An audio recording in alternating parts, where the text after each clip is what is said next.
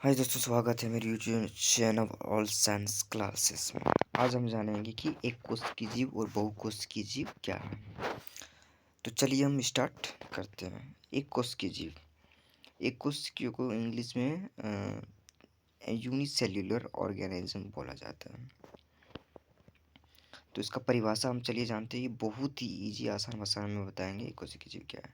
तो वह जीव होते हैं जिनमें केवल एक ही कोशिका हो, यानी कि एक कोश की जीव पूछिएगा तो आप बोलेंगे जिसमें एक कोशिका पाया जाता है उसको हम एक कोश की जीव बोलते हैं। जैसे कि उदाहरण के लिए एम्बीबा, पैरामेसियम, ये सब होता है। अम्बीबा एक जीव का नाम है, हम बताएंगे। अम्बीबा का क्लास भी बना के देखा, उसका अलग चैप्टर अम्बीबा के बारे में बताएंगे अच्छी तरह से। चलिए आगे जानते हैं। इनके विपरीत बहुकोश की जीवों में एक से अधिक कोशिकाएं होती है।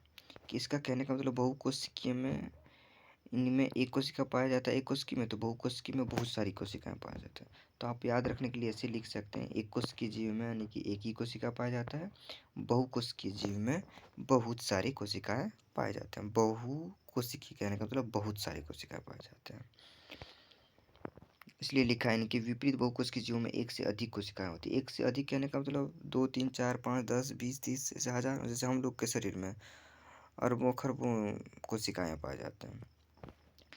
अधिकतर एक कोश की जीव को देखने के लिए सूक्ष्म बीन यानी कि माइक्रोस्कोप की जरूरत होती है।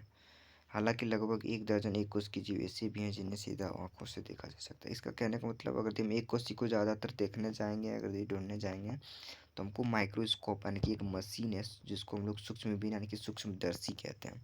वो मशीन यानी कि छोटी सी छोटी चीज़ों को भी देखने में मदद करता है। कहने का मतलब अगर जैसे हम जो चीज़ आँखों के द्वारा भी, जैसे धूलकण वगैरह कितना छोटा होता है उसको देखना मुश्किल है, उसको माइक्रोस्कोप में स्पष्ट रूप से अच्छी तरह से देख सकते हैं। एक मशीन है जिसका नाम है माइक्रोस्कोप।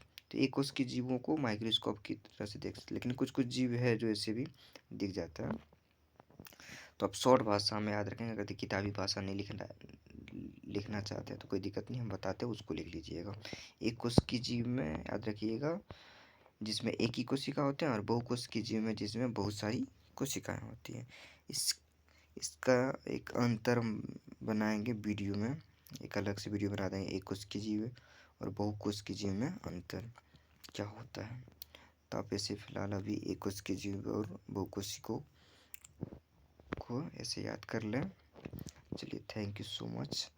अगर यदि आपको वीडियो पसंद आए तो लाइक एंड सब्सक्राइब ज़रूर करें। Thank you so much.